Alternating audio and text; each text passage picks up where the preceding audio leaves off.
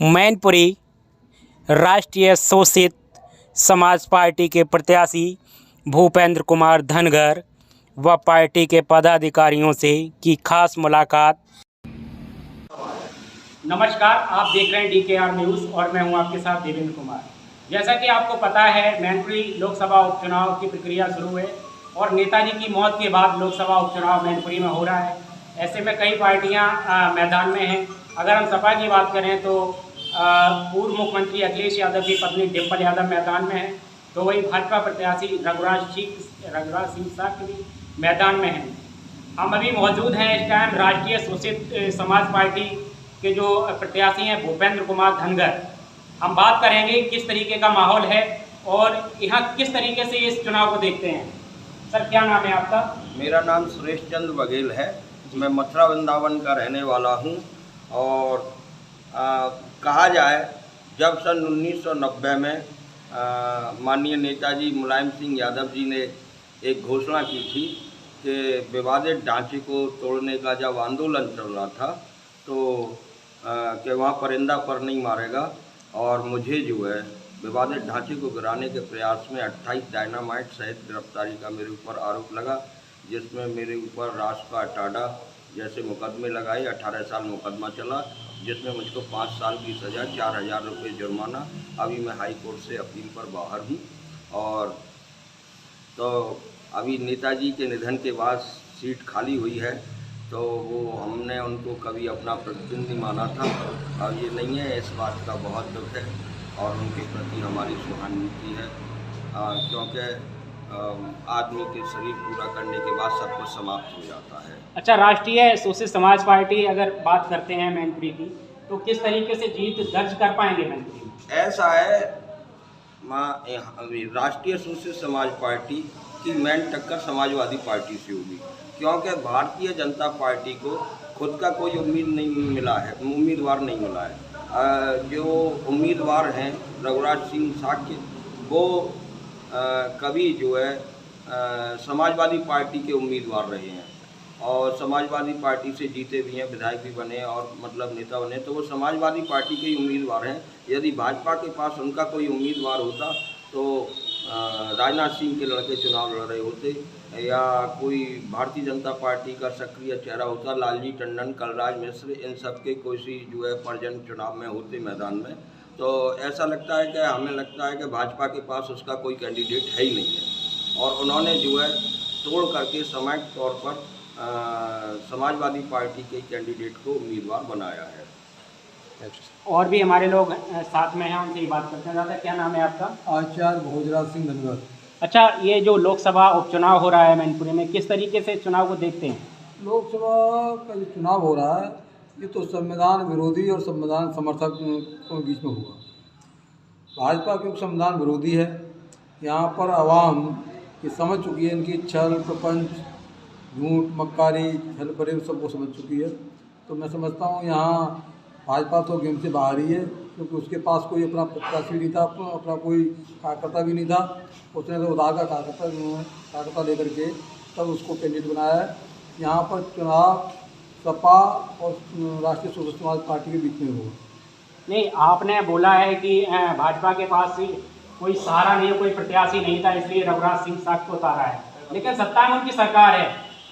सत्ता में सरकार है तो वो छल प्रपंच गुंडी करेंगे, ये जनता देखेगी, क्योंकि सरकार के खिलाफ भी तो माहौल होता है भाई। अभी इन्होंने MLC के चुनाव में एकाध का किया, गुंडी करी, रामपुर में गुंडी की, आजमगढ़ में गुंडी की, तो इनकी गुंडी से लोग परेशान हैं। और नहीं, लेकिन आजमगढ़ और रामपुर की भी सीट तो भाजपा के हक में है ना। तो वो तो उन्होंने गुंडी से जीती है ना, तो लोकतांत्रिक थोड़ी जीती है, वो तो उन्होंने सरकार के बल पर जीती है। अगर सरकार का बल यहाँ चलेगा, लोकतंत्र की हत्या होगी, तो ये भी जनता देखेगी। जनता में रोष है। अब ये सरकारी तंत्र के हिसाब से अगर जीत जाते हैं तो लोकतंत्र जीत नहीं है वो। दादा, क्या नाम है आपका? मेरा नाम अतर सिंह पाल, राष्ट्रीय प्रधान महासचिव राष्ट्रीय शोषित समाज पार्टी। लोकसभा उपचुनाव को किस नज़रिए से देखते हैं और किस तरीके से जीत दर्ज होता है? मेरा क्षेत्र में हर वक्त आना जाना है, लोगों में सपा और भाजपा दोनों के विरोध में। यहाँ कई पार्टियां नहीं, केवल 3 पार्टियां चुनाव मैदान में, समाजवादी पार्टी, भारतीय जनता पार्टी और राष्ट्रीय सोशलिस्ट समाज पार्टी, ये आपको भी जानकारी होगी। जनता इन दोनों से परेशान रही है और परेशान है, इसलिए जनता का वोट राष्ट्रीय सोशलिस्ट समाज पार्टी के प्रत्याशी की तरफ है। इसी आशा और विश्वास और मैदान में है और जनता का हमें पूर्ण सहयोग मिल रहा है। हम निश्चित रूप से हम त्रिकाल संघर्ष में होंगे और हमारी विजय होगी। जनता की अगर बात करें तो कितने % जनता आपके सपोर्ट में है? जनता कम से कम 35 से 35% के बीच हमारे साथ हुई जी। और भी पार्टियां मैदान में हैं कई, और वो अपना दावा करती हैं कि जीत हमारी पूर्ण बहुमत से होगी, इस पर क्या कहें? देखिए, दावा तो सब अपना अपना करते हैं, इसमें किसी को नहीं रोका जा सकता। भाई जो सत्ता नशीन है, एक सत्ता में रहे हैं, वो धन बल और जनबल के आधार पर ही चाहते हैं कि हम निश्चित रूप से जीत लेंगे। लेकिन जनता का जब उबाल होता है, जनता जब विद्रोह पे आती है, तो ये सब चीज़ें फेल हो जाती हैं। उनका कहना ये है कि प्रशासन का पूर्ण दबंगई रहती है प्रशासन की, और दबंगई के बल पे वोट पड़ता है। इस पर हम बात करेंगे। दादा, क्या नाम है आपका? मेरा नाम साहब सिंह धनगर भैया जी है। राष्ट्रीय सोशलिस्ट समाज पार्टी से राष्ट्रीय अध्यक्ष हूँ। राष्ट्रीय सोशलिस्ट समाज पार्टी ने 21 मैनपुरी लोकसभा क्षेत्र से भूपेंद्र कुमार धनगर को प्रत्याशी के रूप में उतारा है, और भूपेंद्र कुमार धनगर कई चुनाव लड़ चुके हैं। ये काफ़ी जुझारू संघर्षशील प्रत्याशी हैं, और इस समय क्षेत्र में भाजपा और समाजवादी पार्टी के खिलाफ माहौल बना हुआ है। राष्ट्रीय सोशलिस्ट समाज पार्टी के लिए तमाम लोग, चाहे वो किसान हैं, नौजवान हैं, मजदूर हैं, वो सब लोग राष्ट्रीय सोशलिस्ट समाज पार्टी के लिए समर्थन कर रहे हैं। तो हमें उम्मीद है कि राष्ट्रीय सोशलिस्ट समाज पार्टी को विजयश्री हासिल होगी। आप चुनाव मैदान में हैं, किस तरीके से चुनाव को देखते हैं? देखिए, मैं इस चुनाव में पूर्ण रूप से, जब हमारी राष्ट्रीय सोशलिस्ट समाज पार्टी की पूरी कोर कमेटी और राष्ट्रीय परिषद की बैठक होने के बाद मुझे राष्ट्रीय सोशलिस्ट समाज पार्टी ने प्रत्याशी बनाया, और राष्ट्रीय सोशलिस्ट समाज पार्टी के सभी वरिष्ठ कार्यकर्ताओं को मुझ पर पूरा भरोसा है, और यहाँ की जनता को मुझ पर पूरा भरोसा है। यहाँ पर जनता की डिमांड थी, कार्यकर्ताओं की डिमांड थी कि यहाँ पे भूपेंद्र कुमार धनगर को प्रत्याशी बनाया जाए। हो सकता था अगर राष्ट्रीय सोशलिस्ट समाज पार्टी की राष्ट्रीय परिषद और कोर कमेटी अगर मुझे प्रत्याशी घोषित ना करती, तो 10-20 कार्यकर्ता यहाँ पे पार्टी से इस्तीफा दे देते। हो सकता है कि एक आध कार्यकर्ता हमारा आत्महत्या भी कर ले।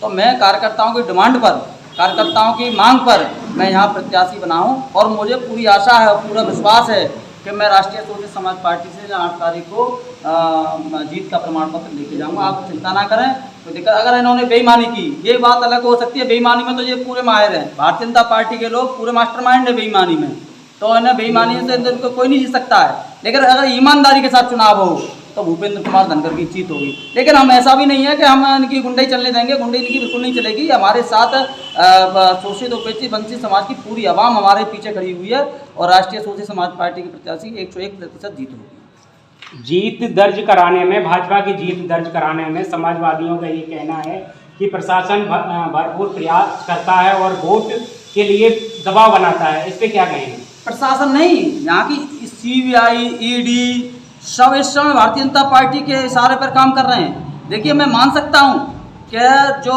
गोमती रिवर फ्रंट में जो घोटाला हुआ है, लेकिन जब शिवपाल सिंह यादव भारतीय जनता पार्टी को इनडायरेक्टली मदद कर रहे थे, तो भारतीय जनता पार्टी के लोगों पर मेहरबान हो रहे थे, उन्हें बंगला भी दे रहे थे, जेट प्लस सुरक्षा भी दे रहे थे, सारी व्यवस्थाएं उपलब्ध करा रहे थे। और जब लगा कि चाचा भतीजे एक हो गए, तो उन्होंने वो जेट प्लस सुरक्षा भी खींच ली। अब उनके पीछे CBI भी लगा दी है, सारी व्यवस्थाएं वो अपना इस्तेमाल कर रहे हैं। उन्हें साम दाम दंड भेद, उन्हें यहाँ से सीट निकालने के लिए पूरे हथकंडे। और DM साहब, यहाँ पर जो जिलाधिकारी हैं, IAS PCS सब अधिकारी और तमाम 100 इंस्पेक्टर यहाँ पर जो है पूरा चुनाव भारतीय जनता पार्टी को जिताने में लगे हुए हैं। जो कि भारतीय जनता पार्टी 3रे नंबर की पार्टी है यहाँ पे, उसकी जमानत जब्त भी हो सकती है, मैं दावे के साथ कह सकता हूँ। उसकी भारतीय जनता पार्टी की यहाँ पर जमानत जब्त होगी, और राष्ट्रीय सोशलिस्ट समाज पार्टी यहाँ पर 1st नंबर पर आएगी, और समाजवादी पार्टी 2रे नंबर पर आएगी। इतना मैं कह सकता हूँ। तो देखा अभी आपने, हमारे साथ प्रत्याशी भी थे, कई पदाधिकारी भी हमारे साथ थे राष्ट्रीय सोशलिस्ट समाज पार्टी के। अब देखना होगा, त्रिकोणीय ये मुकाबला रहेगा मैनपुरी में। अब देखना होगा कि जनपद में कौन जीत दर्ज कराएगा और किस तरीके से जनता की बात को सुनेगा।